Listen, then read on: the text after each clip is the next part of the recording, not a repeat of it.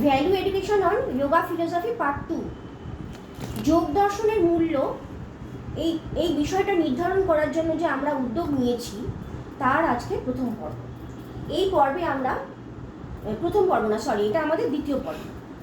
এই দ্বিতীয় পর্বে আমরা আগের দিন আমরা প্রথম পর্ব আলোচনা করেছিলাম, আজকে দ্বিতীয় পর্ব আমরা আলোচনা করছি ভ্যালু এডুকেশনের সংক্রান্ত ব্যাপারে। Value education on yoga philosophy part 2। আজকে হলো যোগ দর্শন সম্পর্কে যে মূল্য, আমাদের জীবনে দৈনন্দিন জীবনে যে যোগ দর্শনের একটা মূল্য আছে সেটা আমরা নির্ধারণ করার প্রয়াস করছি। আমরা তো কিছু প্রয়াস করতে পারবো না।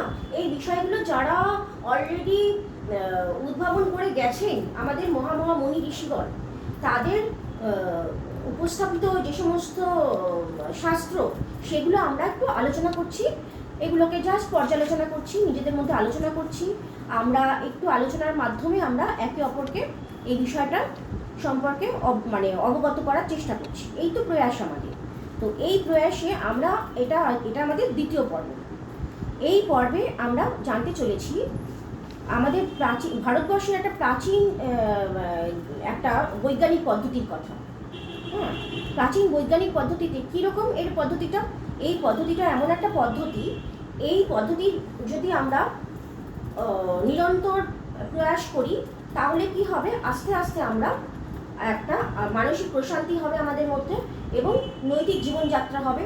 মানসিক প্রশান্তি এবং নৈতিক জীবনযাপনের মাধ্যমে এই প্রাচীন ভারতীয় যে বৈজ্ঞানিক পদ্ধতিটা, এটা আমাদেরকে আস্তে আস্তে আধ্যাত্মিক উন্নতির পথে নিয়ে যায়। আধ্যাত্মিক উন্নতির পথে নিয়ে যাওয়া মানেই কিন্তু অ্যাকচুয়ালি মুক্তির পথে বা চিরন্তন মুক্তি অর্থাৎ মোক্ষ, যেটাকে সাংখ্যযোগ দার্শনিকেরা কৈবল্য নামে অভিহিত করেছে। এটা সাংখ্যযোগ দার্শনিকদের একটা টেকনিক্যাল টার্ম, যেটাকে অধিকাংশ ভারতীয় দার্শনিক সম্প্রদায় মোক্ষ বলেছেন, বা যেটা হলো চিরন্তন মুক্তি, যে মুক্তি লাভের পরে আর দুঃখ ভোগ করতে হয় না। এইরকম একটা যে অবস্থা, এটাকে আমাদের সাংখ্য এবং যোগ দার্শনিকেরা কৈবল্য নামে অভিহিত করেছে। এটা একটা টেকনিক্যাল টার্ম সাংখ্য দার্শনিক।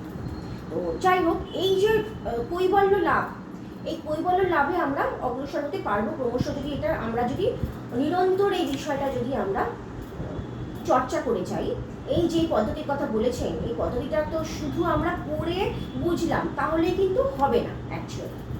কেন বলছি?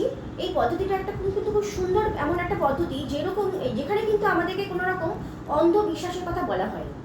হ্যাঁ, কোনো কিছু বিশ্বাস করে নাও, এইটা তুমি বিশ্বাস করলে তবে তুমি এগোতে হবে, তুমি এগোতে পারবে।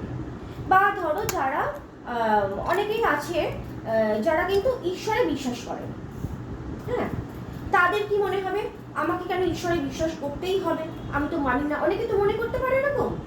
বা কোনো একটা স্ট্যান্ড পয়েন্টকে ধরে আমাকে এগোতে হবে।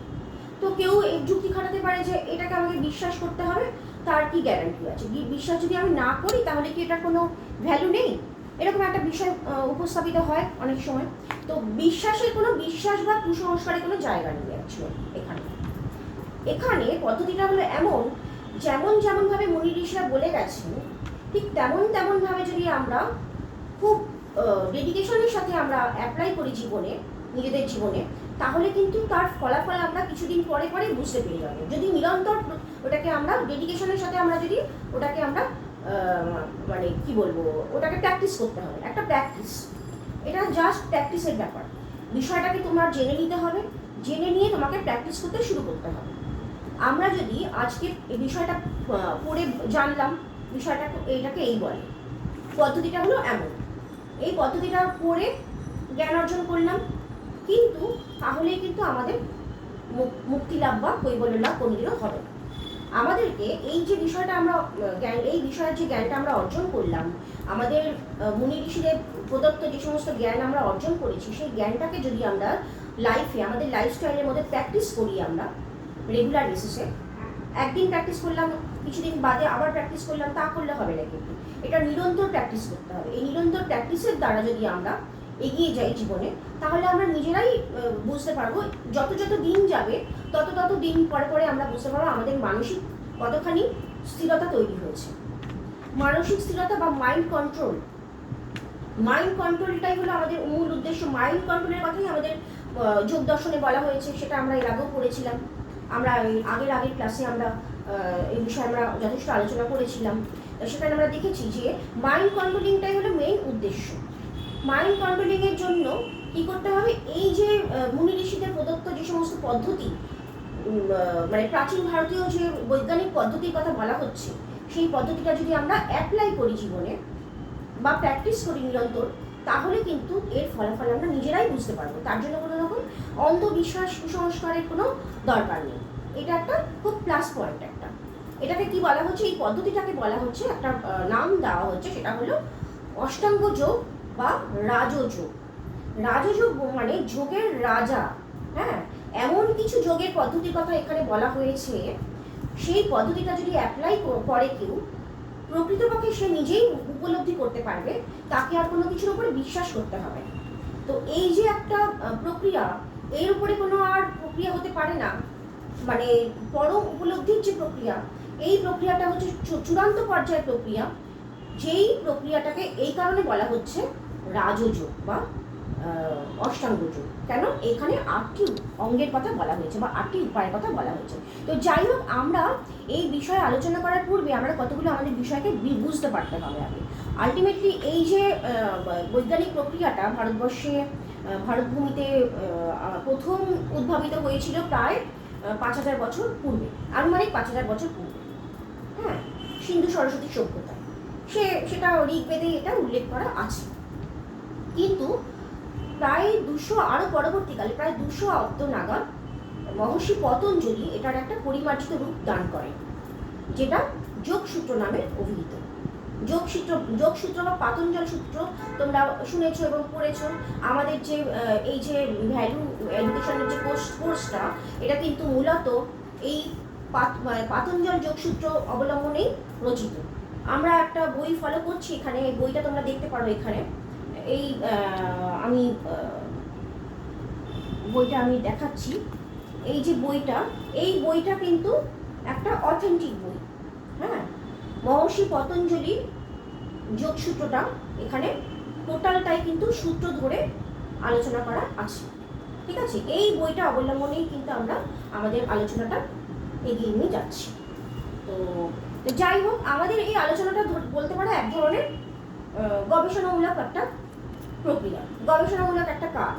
আমরা এখন থেকে একটা গবেষণার কাজ এগোতে শুরু করতে পারি।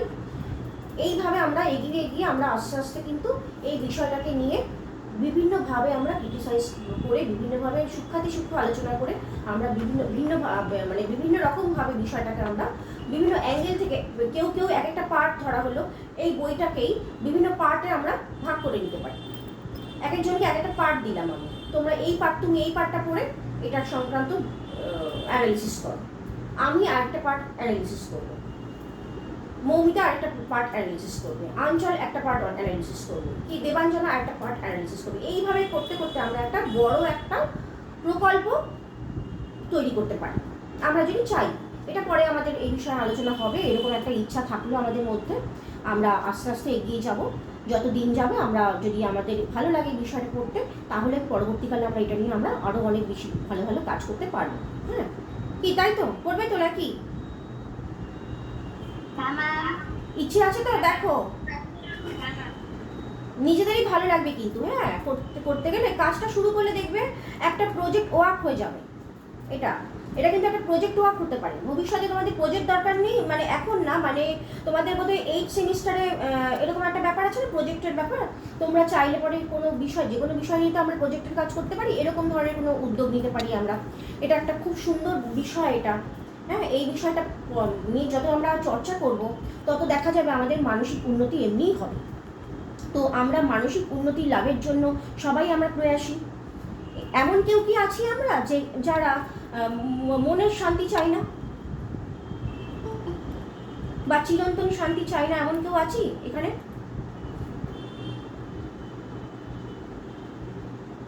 কি হলো, আছো?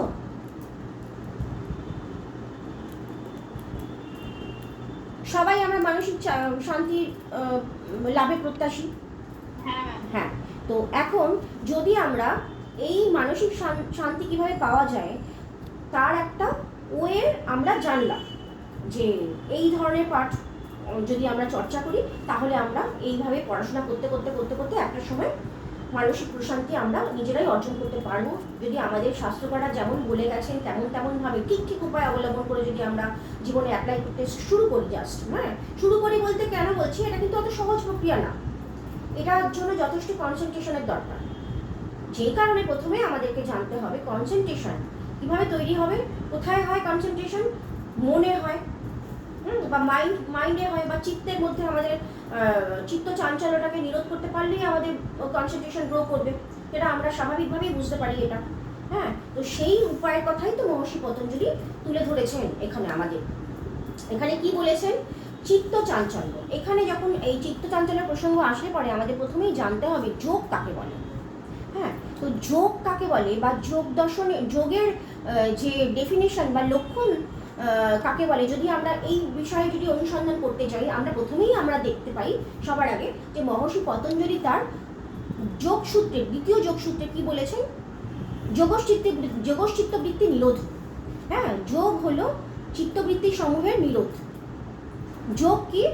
যোগ হলো চিত্তবৃত্তি সমূহের নিরোধ।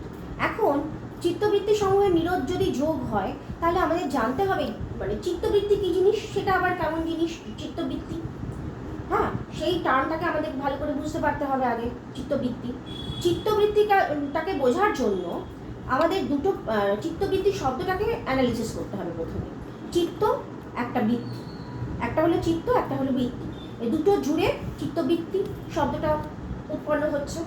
এখন দুটো টার্মকেই যদি আমরা আলাদা আলাদা করে অ্যানালিসিস করি, চিত্ত এবং বৃত্তিকে, তাহলে কি হবে, বিষয়টা আমাদের কাছে একদম পরিষ্কার হয়। তো এই বিষয়টা পরিষ্কৃতকরণের জন্য আমরা যদি প্রথমেই যদি আমরা যোগসূত্রকার কি বলেছেন সেটার অ্যানালিসিসে না গিয়ে যদি আমরা একটা উপমা প্রয়োগ করি, একটা উপমার দ্বারা আমরা উদাহরণ দিয়ে অনেক কিছু বোঝাই না, ঠিক যদি একটা সাধারণ উদাহরণ আমরা সচক্ষে দেখতে পাচ্ছি এমন কোনো বিষয় যদি আমরা তুলে এনে তাকে উদাহরণ হিসেবে গ্রহণ করে, উদাহরণের একটা বিষয় হিসেবে গ্রহণ করে সেই উদাহরণগুলো দিয়ে যদি আমরা বিষয়টাকে একটু বোঝার চেষ্টা করি, তাহলে আমাদের কাছে আরও বিষয়টা স্পষ্ট হবে। এখন ধরো চিত্ত কাকে বলে, চিত্তকে আমরা যদি চিত্ত হিসেবে চিত্তকে যদি আমরা একটা স্বচ্ছ জলের হ্রদের সাথে তুলনা করি আমরা, হ্যাঁ, তাহলে বিষয়টা আরও স্পষ্ট হবে। চিত্ত হলো স্বচ্ছ জলের হ্রদের মতো। জলের হ্রদটা স্বচ্ছ হ্রদ কখন বলি আমরা? যখন দেখি একটা হ্রদ কিরকম হয়, নর্মালি একটা হ্রদ কেমন হয়, স্বচ্ছ একদম স্থির, মানে স্থির স্বচ্ছ এরকম একটা বিষয়। সেখানে কিন্তু দেখা যায় যে জলের তলদেশটা কিন্তু দেখা যায় চেষ্টা করতে পারে, কিন্তু যদি হঠাৎ হাওয়া দিতে শুরু করে তখন দেখা যাবে হ্রদের মধ্যে, ওই জলের মধ্যে ঢেউ হচ্ছে প্রচুর। এত ঢেউয়ের দ্বারা কিন্তু আমরা মানে হ্রদের তলদেশটা কোনোভাবে দেখতে পাই না। কি তাই তো? দেখো, মানে মোটামুটি সমুদ্রে গেছো তো সবাই, মোটামুটি নাকি? সমুদ্রে গেছো, তাহলে সমুদ্রের জলের কাছে যেতে হবে না, কিন্তু মোটামুটি আমরা দূর থেকেও একটু রিয়েলাইজ করতে পারি, একটু দূর থেকে একটু ডিস্টেন্স মেনটেন করেও কিন্তু আমরা রিয়েলাইজ করতে পারি যে জলের তলদেশটা কিন্তু খুব সুন্দর দেখা যায়, পাথর, কত সুন্দর স্বচ্ছ পাথর, হ্যাঁ, দেখা যাচ্ছে। বা কি আছে না আছে যদি আরও ভালো করে গভীরভাবে আমরা দেখি, তাহলে কিন্তু দেখা যায় যে জলের তলদেশটা কিন্তু সুন্দর দেখা যায়, যদি তখন না কোনো হাওয়া দেয় বা কোনো বাতাস প্রবাহিত হয়। যদি হাওয়া দিতে শুরু করে বা বাতাস প্রবাহিত হতে শুরু করে, তখন দেখা যাচ্ছে কি জলের হ্রদটার মধ্যে এমন ঢেউ দিতে শুরু করলো, ঢেউয়ে কিন্তু জলের হ্রদের তলদেশটা যেরকম সুন্দর দেখা যাচ্ছিল সেটা কিন্তু দেখা যায় না। কি তাই তো? যখন ঢেউ দেয় তখন ঢেউটাকে তো দেখা যায়, ঢেউটাই তো হাইলাইটিং হয়ে ওঠে, তাই না? আমরা তো আর তখন জলের যে স্বরূপটা সেটা কি আমরা ভালোভাবে দেখতে পারি ঢেউ ছাড়া? ঢেউয়ের তখন বিউটিটা আলাদা আমার। কি তাই তো? সমুদ্রে গেলে পরে সমুদ্রের জলটা একদম নিশ্চুপ হয়ে জলটা রয়েছে, সেটার যেমন একটা বিউটিফিকেশন। আবার যখন ঢেউ হচ্ছে, হ্যাঁ, ওয়েভটা যখন হচ্ছে, ওয়েভটার কিন্তু আলাদা বিউটি। কি তাই না? দুটো মিলে একটা সুন্দর বিউটি উপভোগ করার জন্য আমরা কিন্তু সমুদ্রে যাই। কি তাই তো? এখন সমুদ্রে গেলে পরেই একটু লক্ষ্য করলে দেখবে যে জলটা যখন মোটামুটি স্থির থাকে তখন কিন্তু তলদেশটা দেখা যায় সুন্দর অনেকটা পর্যন্ত। যেই ঢেউ দিতে শুরু করে তখন কিন্তু আর জলের তলদেশটা দেখা যায় না, শুধু ঢেউটাই দেখা যায়। এখন এই ঢেউটা হলো আমাদের যে বৃত্তির কথা বলা হচ্ছে সেই বৃত্তির সাথে তুলনীয়। চিত্তটা হলো হ্রদের সাথে তুলনীয়, স্বচ্ছ জলের হ্রদ, আর বৃত্তিটা হলো ওই আমাদের যে ঢেউটা বলছি, ঢেউয়ের কথা বলছি, সেই ঢেউটার সাথে তুলনীয়। তাহলে বৃত্তিটা যখন আমাদের চিত্তের মধ্যে আসছে তখন কি হচ্ছে, চিত্তের যে স্বরূপ, চিত্তের স্বরূপটা কেমন, সে কিন্তু বেসিক্যালি কিন্তু চিত্ত বৃত্তি ছাড়া, বৃত্তি শূন্য যে চিত্তটা, সেটা কিন্তু স্বচ্ছ, নির্মল, শান্ত, এরকম একটা অবস্থা চিত্ত। হ্যাঁ, চিত্ত অ্যাকচুয়ালি সাংখ্য স্বীকৃত বা সাংখ্য দর্শন স্বীকৃত যে প্রকৃতি থেকে নিঃসৃত যে বিভিন্ন রকম পদার্থ বা তত্ত্ব, হ্যাঁ, অনেক তত্ত্বের উদ্ভব হয়েছে। আমরা মানে সাংখ্য দর্শন আলোচনা করার সময় দেখেছি আমরা যে প্রকৃতি এবং পুরুষ দুটো হচ্ছে মূল তত্ত্ব সাংখ্য স্বীকৃত। সাংখ্য দর্শন সম্মত দুটি মূল তত্ত্ব, একটা কি প্রকৃতি, একটা হলো পুরুষ। প্রকৃতিটা কেমন, প্রকৃতিটা হলো এই যে জগৎকে আমরা দেখতে পাচ্ছি সেই জগতের সূক্ষ্ম রূপ হলো প্রকৃতি। আর পুরুষটা কেমন, পুরুষ হলো চৈতন্য বা কনসাসনেস। আমাদের মধ্যে যে কনসাসনেস রয়েছে একটা, আমরা নিজেরাই বুঝতে পারি, সেই কনসাসনেসটা হলো পুরুষ। এই পুরুষ এবং প্রকৃতির সংমিশ্রণে প্রকৃতি থেকে নিঃসৃত হয় অনেক অনেক পদার্থ। টোটাল মানে সাংখ্য দর্শন ও সম্মত টোটাল যদি পদার্থের সংখ্যা বলি আমরা, তাহলে পঞ্চবিংশতি তত্ত্ব সাংখ্য দর্শন, মানে 25টা তত্ত্ব। কিন্তু মূল তত্ত্ব কিন্তু দুটো, ওই দুটো থেকেই বাকিগুলো কিন্তু মিশ্রিত হয়ে একটা বৃহৎ একটা জগতের আকার ধারণ করেছে। হ্যাঁ, সাংখ্য সম্মত তত্ত্ব অনুযায়ী। তাহলে সাংখ্যের স্বীকৃত যে তত্ত্ব, সে প্রকৃতি এবং পুরুষ তাদের সংমিশ্রণের ফলে যে প্রথম প্রকৃতি থেকে নিঃসৃত যে পদার্থটা হয়, তো উৎপন্ন হয়, সেটা কি মহৎ বা বুদ্ধি। মহৎ বা বুদ্ধি হলে প্রথম উৎপন্ন পদার্থ, তার থেকে হয় অহংকার, তার থেকে বিভিন্ন ইন্দ্রিয়গুলো হয়, তার মধ্যে মন একটা। তাহলে এই যে মানে তোমার ওই প্রকৃতি থেকে নিঃসৃত প্রথম পদার্থ মহৎ বা বুদ্ধি, তা অহংকার 2, বুদ্ধি বা মহৎ বা বুদ্ধি 1, অহংকার হলো 2, আর একটা কি মন। এই তিনটে একত্রে বলা হচ্ছে চিত্ত। এই তিনটি কিন্তু অ্যাকচুয়ালি আমাদের ভিতরকার, আমাদের দেখা যায় না, ধরা যায় না, ছোঁয়া যায় না, এমন যে ভিতরে আমাদের যে সমস্ত কলকবজা রয়েছে, যেগুলো দ্বারা আমরা জ্ঞান অর্জন করে থাকি, সেই কলকবজাগুলো টোটালটাকে মিলে কিন্তু চিত্ত বলা হয়, চিত্ত শব্দের দ্বারা উল্লেখ করা হচ্ছে। হ্যাঁ, চিত্ত শব্দটার মধ্যে কি কি রয়েছে, তিনটে তত্ত্ব নিহিত রয়েছে। কি কি বললাম আমি, মহৎ বা বুদ্ধি, অহংকার এবং মন। এই তিনটে একসঙ্গে, এই তিনটেই কিন্তু চিত্ত, তিনটাকে একত্রে চিত্ত বলা হচ্ছে। হ্যাঁ, সাংখ্যযোগ দর্শন অনুসারে চিত্ত মানে কিন্তু এই তিনটে একসঙ্গে চিত্ত।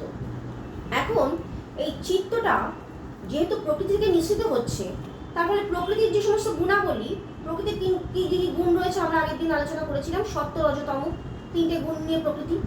তিনটি গুণের মধ্যে কিন্তু একটা তারতম্য সৃষ্টি হলে তবেই কিন্তু জগতের অভিব্যক্তি হবে।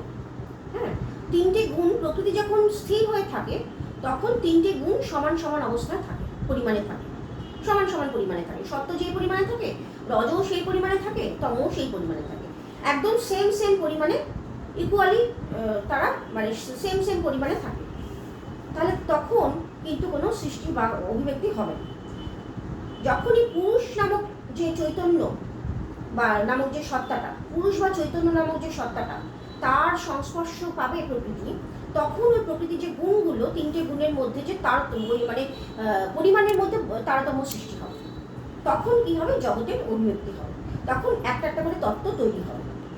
প্রথম উৎপন্ন তত্ত্বটা হলো মহৎ বা বুদ্ধি, তারপরে অহংকার, তারপরে হলো মন। এই তিনটে মিলে একসঙ্গে বলা হচ্ছে চিত্ত। এখন চিত্ত যেহেতু তিনটে গুণের সমাহার, হ্যাঁ, তিনটের মধ্যে কোনটা বেশি কোনটা কম সেটা আমরা বুঝবো না, আমরা নিজেরাই বুঝতে, আমরা অনেকেই মানে একটু মানে যদি খতিয়ে দেখি, তাহলে দেখবে তোমরা যে প্রত্যেকটা মানুষের মধ্যে কিন্তু তিনটে গুণ থাকে, কিন্তু সম পরিমাণে থাকে না। সেই জন্য প্রত্যেকের বৈশিষ্ট্য কিন্তু একরকম হয় না। কেউ খুব শান্ত, ধীর স্থির, পড়াশোনাতে ভীষণভাবে আগ্রহী, নিষ্ঠাভরে পড়াশুনো করে এবং সেটা গ্রহণও করতে পারে ভালোভাবে। তার মানে কি, তার মধ্যে কিন্তু সত্যগুণের প্রাধান্য আছে। তার মানে কিন্তু তমগুণ বা রজগুণ নেই তা কিন্তু হতে পারে না কখনো, তমগুণ রজগুণ সবই থাকবে, কিন্তু চিত্তগুণটা একটু বেশি আছে তার মধ্যে। আবার যে ধরো খুব চঞ্চল, এত চঞ্চল যে মানে সে কোনো একটা বিষয়ে একনিষ্ঠ হতে পারছে না, মানে নিবিষ্ট হতে পারছে না, তাহলে তার জ্ঞান অর্জনে কিন্তু একটা বাধাপ্রাপ্ত হচ্ছে। সে যখনই মনটা অতিরিক্ত চঞ্চল তখনই কি হয়, একটা বিষয়ে নিবিষ্ট হয় না, তখন কিন্তু বিষয়টা ভালোভাবে আমাদের বোধগম্য হবে না কোনোদিনও। তাহলে রজগুণের প্রাধান্য হলে পরে কিন্তু চিত্ত চাঞ্চল্য তৈরি হচ্ছে, তার সেটা কি হচ্ছে, আমাদের জ্ঞান লাভে বাধা সৃষ্টি করছে। আবার তমগুণটা কেমন, তমগুণ হচ্ছে প্রচণ্ড আবরক সৃষ্টিকারী এক ধরনের গুণ। অনেকে আছে বেশি ঘুমোতে ভালোবাসে, কিংবা বেশি বসে থাকবো, বেশি কাজ করব না, মানে অত অ্যাক্টিভ না, এফিশিয়েন্ট না, এফিসিয়েন্সির অভাব তার মধ্যে, এবং সে ভালো কাজ কিছু করতে চায় না, খারাপ কাজের দিকে মন যায়, এরকম একটা ব্যাপার, মানে কোনো কিছুতে উদ্যম নেই। সেটা হলো কি তমগুণের প্রাধান্য বা মানে তামসিক গুণ সম্পন্ন মানুষ তাকে বলা হয়।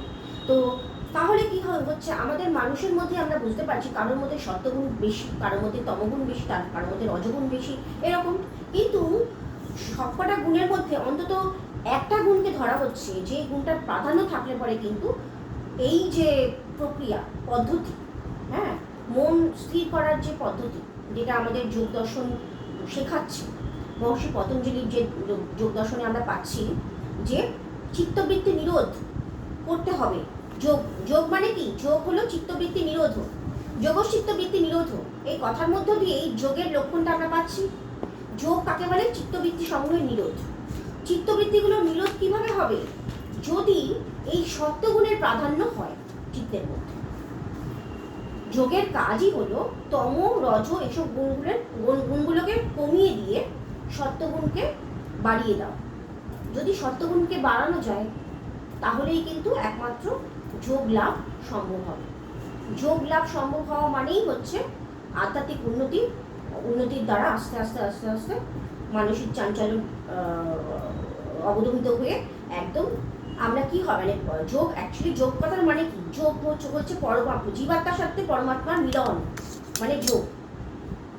জীবাত্মা হচ্ছে আমাদের ভিতরে যে পুরুষ রয়েছে বা আত্মা রয়েছে, সোল, হ্যাঁ। সাংখ্যমতে কিন্তু আবার বহু পুরুষ, হ্যাঁ, বহু আত্মা সাংখ্যমতে, হ্যাঁ। তো এই যে আমাদের প্রত্যেকের মধ্যে যে পুরুষ বা চৈতন্য রয়েছে, সেই চৈতন্যের সাথে যে বিশ্ব চৈতন্য, তার যে কানেকশন তৈরি করে দেওয়া, ওটাই হলো যোগ দার্শনিকদের মূল উদ্দেশ্য। ওইভাবে যদি কানেকশন তৈরি হয়ে যায় তাহলে কি হবে, আমরা কৈবল্য লাভে সহায়ক হয়ে উঠব। কৈবল্য লাভটা আমাদের পক্ষে সম্ভব হবে যদি আমরা ওইভাবে মানসিক চাঞ্চল্যটাকে কমিয়ে দিয়ে, অর্থাৎ সত্যগুণের প্রাধান্য তৈরি করে আস্তে আস্তে আস্তে আস্তে নিজের ভেতরে যে জীবাত্মা অর্থাৎ পুরুষ চৈতন্য রয়েছে, তার সাথে বিশ্ব চৈতন্যের যে মিলন ঘটানো, এটা আমরা নিজেরাই ঘটাতে পারি আমাদের নিজেদের জীবন দিয়ে, জীবন দর্শন দিয়ে, জীবন চর্চা দিয়ে আমরা সেটা কিন্তু সম্ভবপর করে তুলতে পারি। এখন যেটা আমাদের বলা হচ্ছে চিত্তের উপাদান 3 প্রকার, সত্য রজতম, তাহলে এই তিনটের মধ্যে একটাকে বৃদ্ধি করা, অর্থাৎ সত্যগুণকে বৃদ্ধি করা বা বাড়িয়ে তোলা, এবং বাকিগুলোকে কমিয়ে দাও, এটাই হলো যোগ দর্শনের মূল উদ্দেশ্য। কিন্তু এই যে ওয়েটা অবলম্বন করা কিন্তু অত সহজ বিষয় নয়। এই বিষয়টা অবলম্বন করা কিন্তু যথেষ্ট কঠিন বিষয়। হ্যাঁ, কঠিন কেন, এই বিষয়টা অর্জন করা যেহেতু মানে অনেক নিরন্তর সাধনা করতে হবে, সেটার জন্য প্রথমে দুটো জিনিস আমাদের জানতে হবে, কি, অভ্যাস এবং বৈরাগ্য। হ্যাঁ, অভ্যাস কাকে বলে, স্থির থাকার জন্য যে নিরন্তর চেষ্টা চালিয়ে যাওয়া, এই যে প্রচেষ্টা, এই প্রথমেই বললাম আমি প্র্যাকটিস করতে হবে। যদি আমরা প্র্যাকটিস করি, বিষয়টা করে আমরা জ্ঞান অর্জন করলাম, তাহলে কিন্তু আমাদের কোনোদিনও মানসিক চাঞ্চল্য নিরোধ হবে না, বা চিত্তবৃত্তি নিরোধ কোনোদিনও হবে না, আমরা কিন্তু তত্ত্বজ্ঞান কোনোদিনই অর্জন করতে পারবো না, অর্থাৎ আমরা কোনোদিনও কিন্তু কৈবল্য লাভ করতে পারবো না। তাহলে আমাদের কৈবল্য লাভের জন্য প্রথম স্টেপটা কি, অভ্যাস এবং বৈরাগ্য। অভ্যাসটা হচ্ছে সবার আগে, অভ্যাস মানে প্র্যাকটিস, যেটাকে আমরা বলি, নিরন্তর প্র্যাকটিস করতে হবে। এবং বৈরাগ্যটা কি, জাগতিক যত বিষয় রয়েছে, যে সমস্ত বিষয়গুলোর দ্বারা আমাদের চিত্ত চাঞ্চল্য সৃষ্টি হয়। আমরা জগতের মধ্যে জাগতিক যে সমস্ত বিষয়সমূহকে দেখি, হ্যাঁ, বা সেগুলোর আস্বাদন করি, তখন কি হয়, আমাদের মধ্যে ওই বিষয়টার প্রতি একটা আকর্ষণ তৈরি হচ্ছে আমাদের মনের মধ্যে বা চিত্তের মধ্যে। ওই আকর্ষণের বশবর্তী হয়েই কিন্তু আমরা মনটাকে কন্ট্রোল করতে পারছি না। আমাদের চিত্ত চাঞ্চল্য তৈরি হয়ে থেকেই যাচ্ছে, চিত্তটা কন্ট্রোল করতে পারছি না আমরা। আমাদের মাইন্ড কন্ট্রোলিং পাওয়ারটা কিন্তু আমরা বৃদ্ধি করতে পারছি না। কারণ কি, আমাদের কিন্তু ইন্দ্রিয়গুলো, সেন্স অর্গানসগুলো বারবার বাইরের দিকে ধাবিত হয়, এটা তাদের বৈশিষ্ট্য। হ্যাঁ, সেন্স অর্গানস যেগুলো আছে, পঞ্চ জ্ঞানেন্দ্রিয়, হ্যাঁ, যে সমস্ত ইন্দ্রিয়গুলো আমাদের বাইরের জগতের বিষয়ের জ্ঞান এনে দেয়, সেই ইন্দ্রিয়গুলো কিন্তু সবসময় বহির্মুখী, সবসময় কিন্তু বাহ্য বিষয়ের দিকে অবগতিটা হয় তাদের। তা বাহ্য বিষয়ের প্রতি যদি আকর্ষণ তৈরি না হয়, তাহলে কিন্তু আমাদের চিত্ত চাঞ্চল্য কখনো নিরোধ হতে পারবে না, অর্থাৎ আমরা চিত্তবৃত্তিকে নিরোধ করতে পারবো না। এখন চিত্তবৃত্তিকে নিরোধ করার জন্য যে 8টা উপায়ের কথা মহর্ষি পতঞ্জলি তার যোগসূত্রে তুলে ধরেছেন, যেগুলোকে একত্রে বলা হচ্ছে অষ্টাঙ্গ যোগ বা রাজযোগ, সেগুলো নিয়ে একটু আলোচনা করবো আমরা আজকে। সেগুলো কি কি? তার প্রথম যে স্টেপ, হ্যাঁ, মানে অষ্টাঙ্গ যোগ বা রাজযোগের ফার্স্ট স্টেপিং স্টোন কোনটা? যম, যেটাকে বলা হচ্ছে মানে টেকনিক্যালি বলা হচ্ছে সাংখ্য দর্শনে যম, সাংখ্যযোগ দর্শনে। যমটা কি? সামাজিক শৃঙ্খলা ও নৈতিক আচরণ। প্রথমেই বলেছিলাম যে মানসিক স্থিরতা এবং নৈতিক জীবনযাপনের দ্বারা আধ্যাত্মিক পথে অগ্রগতি, এটাই হচ্ছে এই আমাদের যে প্রাচীন ভারতীয় যে শাস্ত্রের যে বৈজ্ঞানিক পদ্ধতি, এটার মূল উদ্দেশ্য। হ্যাঁ, তো এই যে মানে মানে কি বলবো, চিত্ত চাঞ্চল্যটাকে বিরোধ করার জন্য প্রথমে কি করতে হবে? এইভাবে প্রথমে নৈতিক জীবনযাপন করতে হবে। সামাজিক শৃঙ্খলা ও নৈতিক আচরণ, যম, যেটাকে যম বলা হচ্ছে টেকনিক্যালি, সেটা হলো কি সামাজিক শৃঙ্খলা ও নৈতিক আচরণ। সেগুলো কেমন? সেগুলো আবার 5 প্রকার। অহিংসা, সত্য, অস্তেয়, ব্রহ্মচর্য, অপরিগ্রহ, এই 5 প্রকার নিয়ে কিন্তু যম তৈরি। এই সমস্ত বৈশিষ্ট্যগুলোকে নিজেদের জীবনে ওটাকে অর্জন করতে হবে, সেটা কিন্তু একবারে হবে না।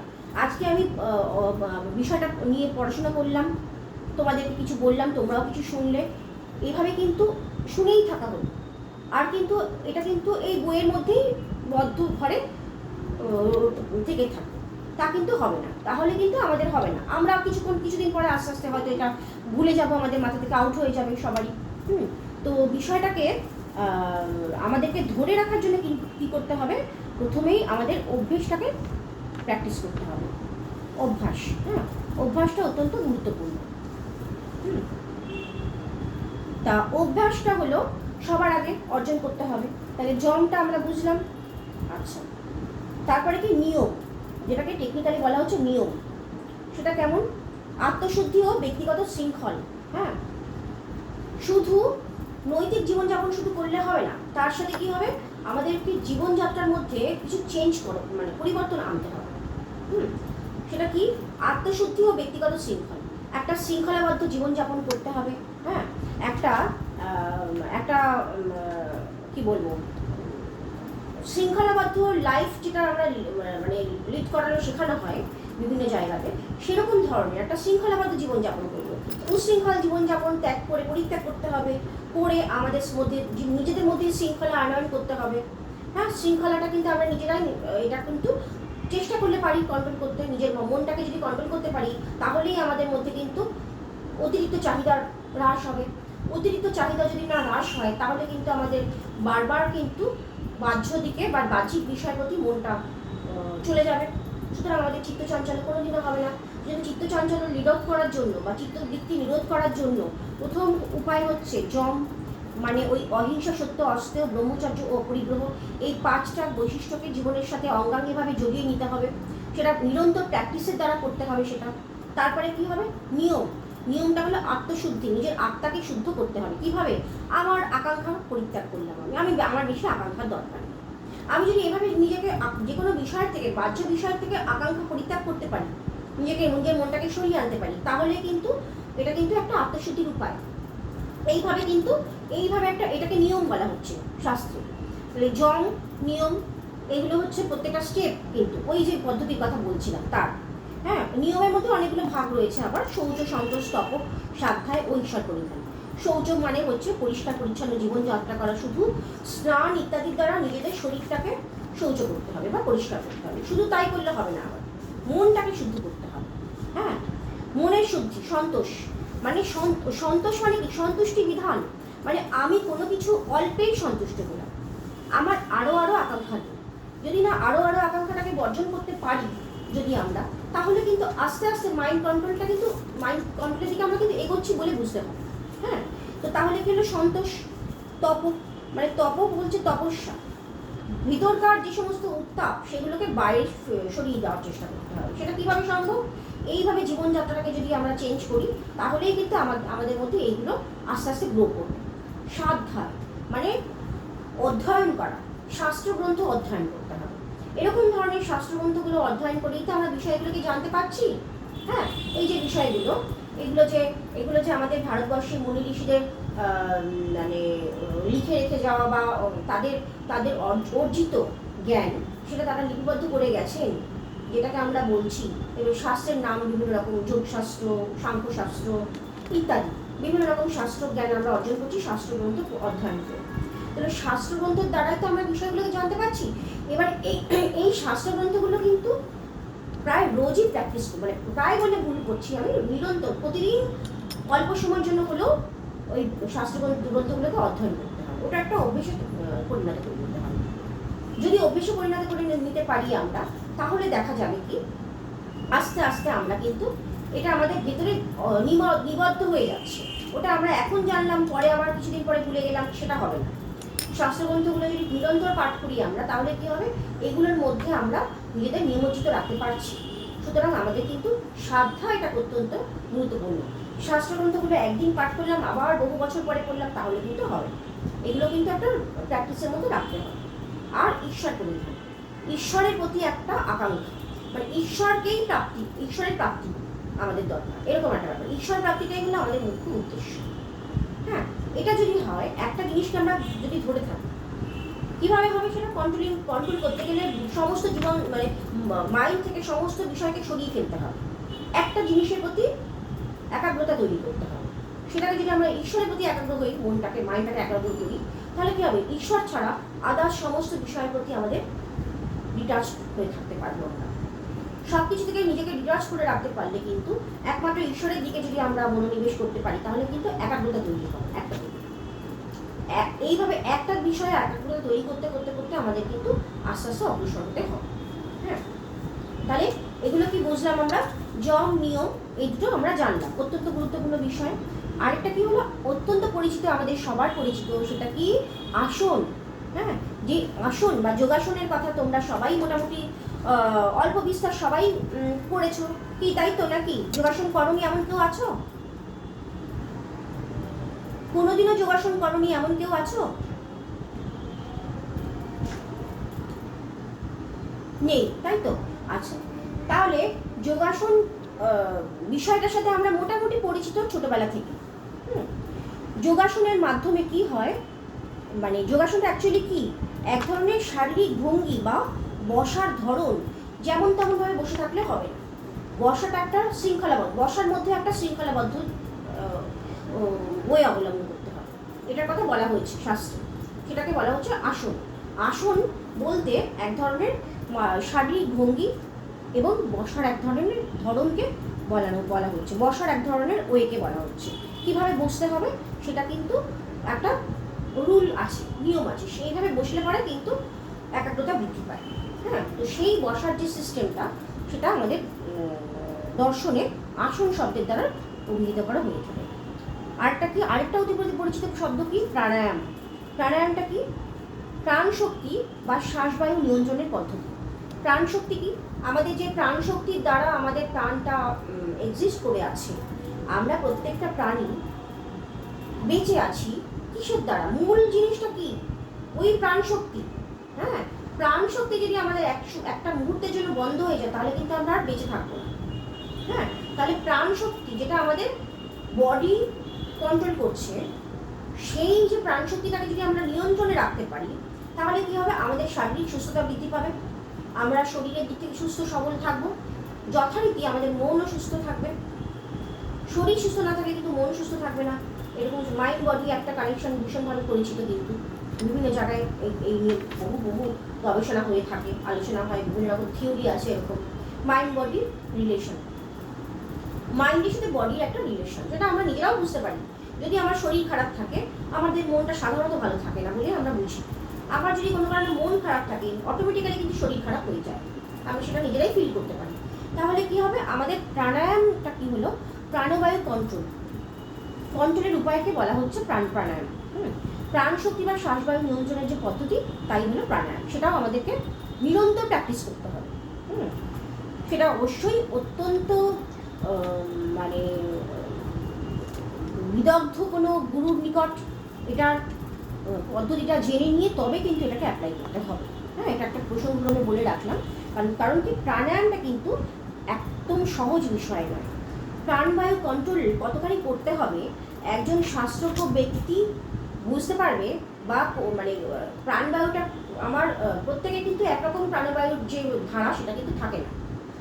সেটা কোন অবস্থায় রয়েছে, হয়তো কারোর এমন হতে পারে প্রাণায়াম বেশি করার দরকারই নেই, সে কোনোভাবে কোনো জায়গা থেকে দেখে প্র্যাকটিস করতে শুরু করবে, তখন কিন্তু সেটা কিন্তু হিতে বিপরীত হয়ে যেতে পারে অনেক সময়। সেই জন্য যথেষ্ট বিদগ্ধ ব্যক্তির নিকট গিয়ে তবে কিন্তু এই প্রাণায়াম নামক যে পদ্ধতিটা অ্যাপ্লাই করার প্রচেষ্টা করতে হবে। নচেত কিন্তু মানে ভালোভাবে না বিষয়টা সম্পর্কে জেনে ওটা কিন্তু অ্যাপ্লাই করা একদম উচিত না। এটা একটা প্রসঙ্গক্রমে বলে রাখলাম। তো যাই হোক, প্রাণায়াম আরেকটা কি, মানে পরবর্তী অঙ্গ কি, মানে যোগাঙ্গের মধ্যে পরবর্তী অঙ্গ হলো প্রত্যাহার। প্রত্যাহারটা কি, আমাদের ইন্দ্রিয়গুলোকে বাহ্য বিষয়ের আকর্ষণের থেকে সরিয়ে আনার যে অন্যতম একটা প্রক্রিয়া। এটা একটু আগে বলেছিলাম যে বাহ্য বিষয় থেকে আমাদের ইন্দ্রিয়গুলোকে ডিটাচ করতে হবে সবার আগে। যদি আমাদের পঞ্চ ইন্দ্রিয়গুলো যে সমস্ত বিষয়কে গ্রহণ করে আনে, বাইরের বিষয়গুলোকে, সেই ইন্দ্রিয়গুলো যদি বাহ্য বিষয়ের প্রতি ধাবিত হয়, তাহলে কিন্তু আবার আমাদের আকর্ষণটা, মানে মনের আকর্ষণটা কিন্তু সেই বাহ্য বিষয়ের প্রতি বা জাগতিক বিষয়ের প্রতি তৈরি হয়।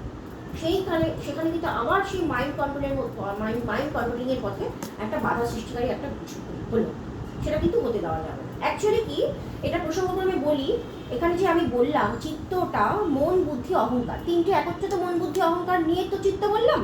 এখন কোনটার কি কাজ, এগুলো কিন্তু প্রত্যেকটার মন, বুদ্ধি, অহংকারে কিন্তু প্রত্যেকটার একরকম কাজ না, কাজগুলো কিন্তু একটু আলাদা আছে। মন কি, বাইরের যে সমস্ত বিষয়, যে সমস্ত বাহ্য বিষয় বা জাগতিক বিষয় যেগুলো আমাদের আকর্ষণ তৈরি করে আমাদের মনের মধ্যে, সেই বিষয়গুলোর ছাপটা গ্রহণ করে নিয়ে আসা, সেটা হলো মাইন্ডের কাজ বা মনের কাজ। তাহলে মন কি করে, বাহ্য বিষয়ের ছাপকে গ্যাদার করে, তারপরে কিন্তু বুদ্ধির কাছে পাঠিয়ে দেয়। বুদ্ধি কি করে, সেটাকে বিচার বিশ্লেষণের দ্বারা সেটাকে গ্রহণ করা যায় কি বর্জন করা যায়, সেটা বিচার বিশ্লেষণ করে বুদ্ধি।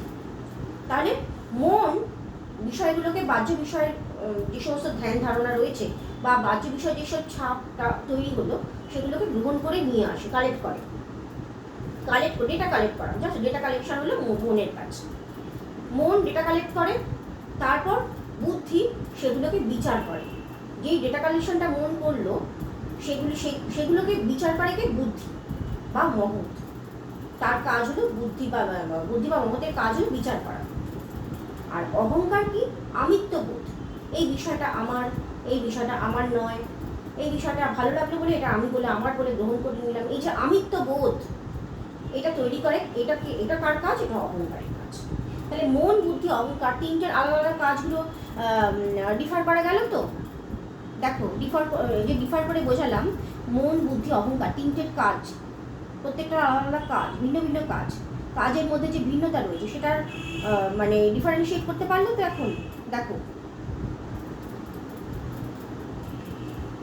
আমরা যদি না এই বিষয়টা ডিফারেন্সিয়েট করতে পারি, তাহলে কিন্তু আমরা এই বিষয়টা কিন্তু অ্যানালিসিস করতে পারবো না। হ্যাঁ, তাহলে আমরা কি বুঝলাম, যে বাহ্য বিষয় যে সমস্ত ছাপগুলো, সংবেদনগুলো, সেটা কালেক্ট করে কে, মন, বুদ্ধি সেটাকে বিচার করে, আর অহংকার সেটা আমিত্ববোধ তৈরি করে। হ্যাঁ, তো আমাদের কি বলা হচ্ছে, প্রত্যাহার হলো একটা যোগাঙ্গের মধ্যে একটা অঙ্গ, অষ্টাঙ্গ যোগের মধ্যে একটা অঙ্গ। প্রত্যাহারটা অত্যন্ত গুরুত্বপূর্ণ।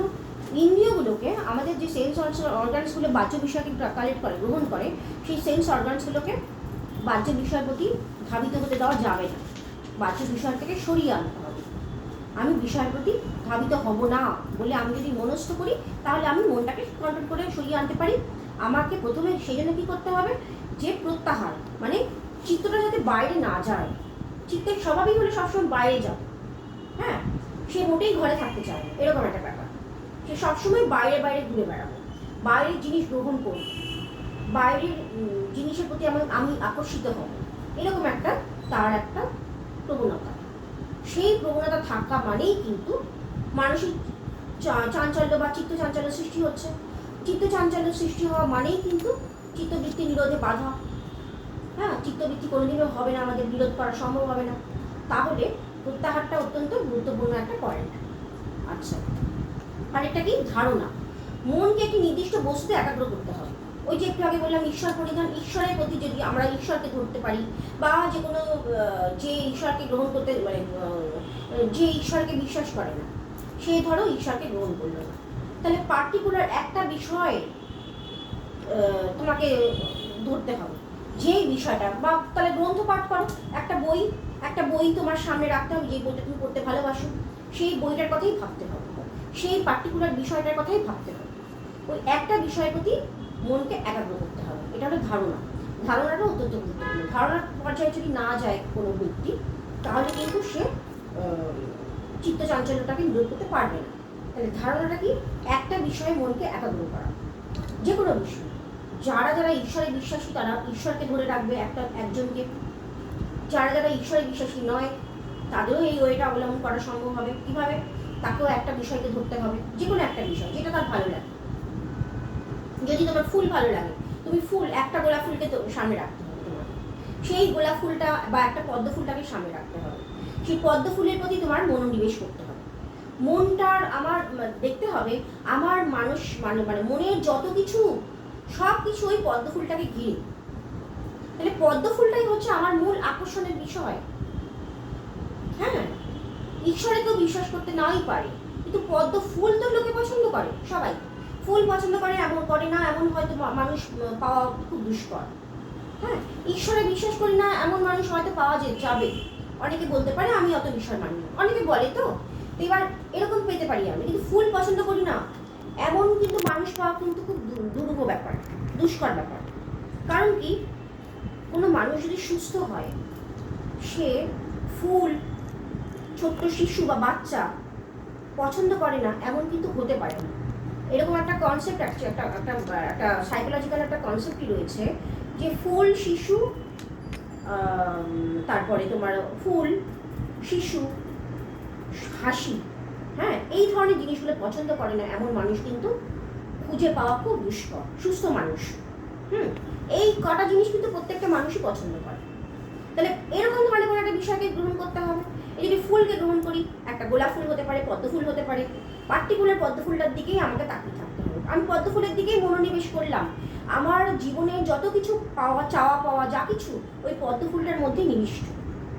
তাহলে কি হবে, পদ্ম ফুলটাই আমার কাছে সব কিছু, আমার জগৎ ওই সময়ের জন্য বা অনেকটা সময়ের জন্য। সেটা হলো আমার ধারণার বিষয়।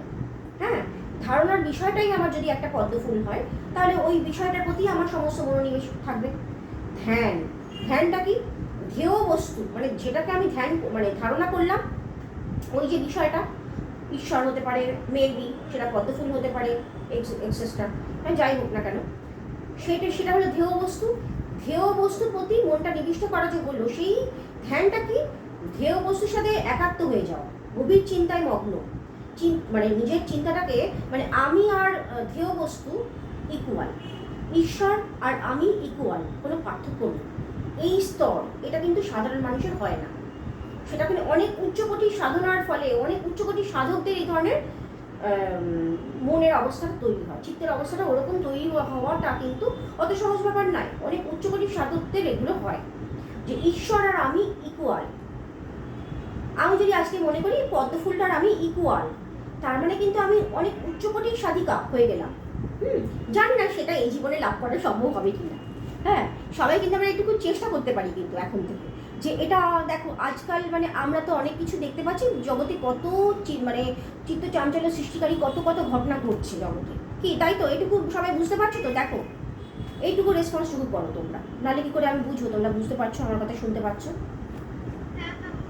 হ্যাঁ, তাহলে জগতে অনেক চিত্ত চাঞ্চল্য সৃষ্টিকারী অনেক কিছু ঘটনা ঘটছে, তো আমরা সেটা নিজেরাই ফিল করছি, দেখতে পাচ্ছি, খবর চালালে পরেই দেখা যাচ্ছে জগতে কত চিত্ত চাঞ্চল্য সৃষ্টিকারী ঘটনা ঘটছে। হ্যাঁ, তো সেখানে প্রচুর নেগেটিভিটি গ্রো করছে আমাদের মনের মধ্যে।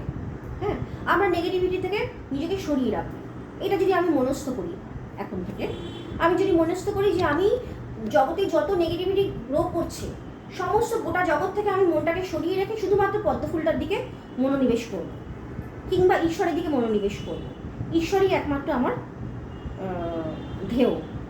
হ্যাঁ, তাহলে কিন্তু মনটা আমার অনেক উচ্চ স্তরের হবে, সেটা কিন্তু অত সহজ ব্যাপার নয়, এত যেমনভাবে বলছি।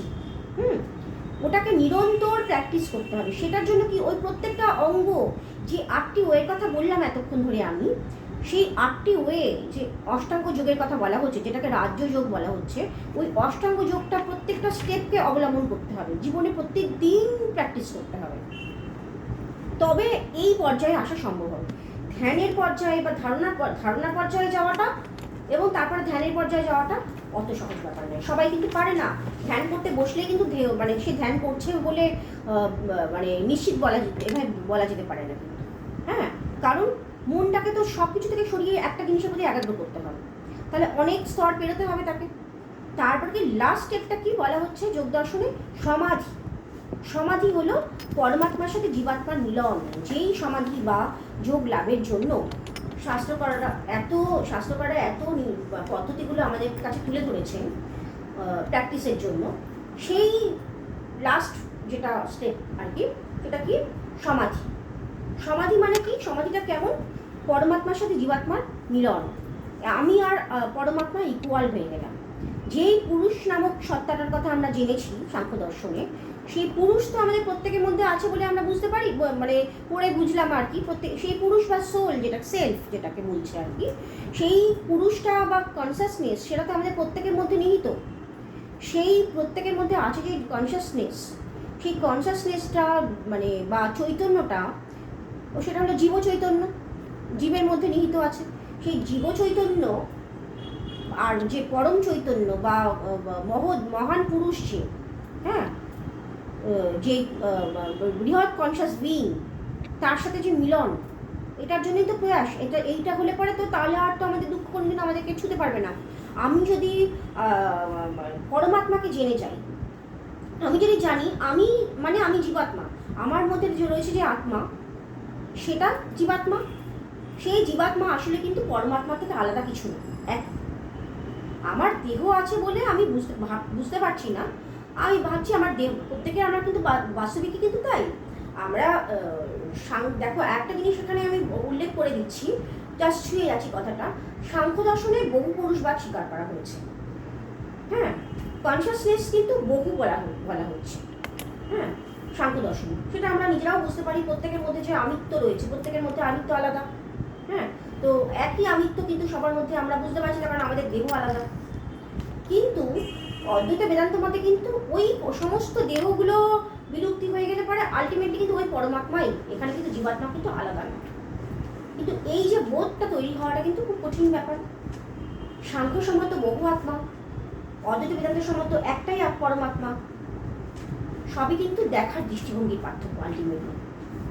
এটা কিন্তু মানে দেখার দৃষ্টিভঙ্গিগত পার্থক্যের জন্য কিন্তু দর্শনের মধ্যে বিভিন্ন রকম আমরা আমরা আমরা আমাদের সাধারণ বুদ্ধিতে মনে করি দর্শনের কথাগুলো ভিন্ন ভিন্ন, দার্শনিকদের ভাবনা চিন্তাগুলো ভিন্ন ভিন্ন, কিন্তু ভাবনা চিন্তা কিন্তু মোটেই ভিন্ন ভিন্ন নয়। ওই একই পরমাত্মার উদ্দেশ্যে প্রত্যেকের মানে এগিয়ে যাওয়া, অগ্রসর হওয়া, এটাই কিন্তু মূল উদ্দেশ্য।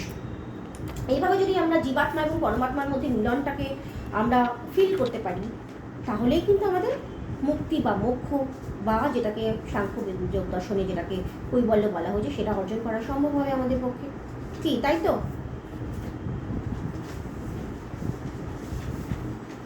তাহলে আমরা আজকে আমাদের আলোচনাটা মোটামুটি এই পর্যন্তই রাখছি। যদি কোনো প্রশ্ন থাকে বলো তোমরা। অবশ্যই অবশ্যই।